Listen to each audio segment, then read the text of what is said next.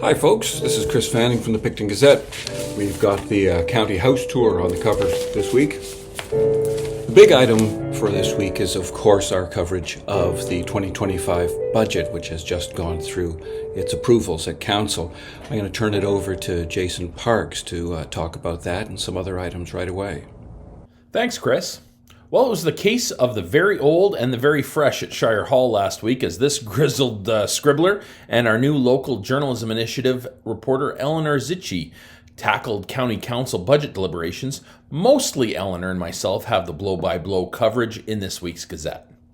I was also over to the Belleville Courthouse last week where a former county building inspector pleaded guilty to defrauding the Canadian Union of Public Employees Local 2275 of over $150,000. On the web this week, I have coverage on the Wellington Dukes and the Picton Pirates. Back to you, Chris. Thank you very much, Jason. And thank you to Eleanor for helping us put all this together. Elsewhere in the paper, we have an announcement from the Regent Theatre. Artistic director Alexandra Say is stepping down, and there will be some changes in the management of the Regent Theatre come the new year.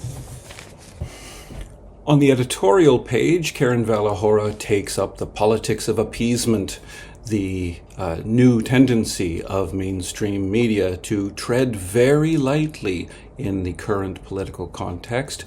It's the incident with David Frum on MSNBC which initiates this thought. Elsewhere on the editorial pages, we have some letters about affordable housing, Base 31 development, and a somewhat cheesy poem from 1924 in which the Picton Gazette offers its readers Christmas greetings while simultaneously reminding them to renew their subscriptions. Speaking of subscriptions, the Picton Gazette, of course, is freely distributed across the county, supported by our advertisers, to whom we are grateful. You can keep up with where to find your Gazette these days during the Canada Post strike in our Get Your Gazette article. We're always updating locations where you can find them if they're not being delivered directly to your mailbox. Finally, we have a review of a lovely new book of poetry by local poet J.C. Solzenko, Life After Life it's called. I hope you'll enjoy these poems. I certainly did.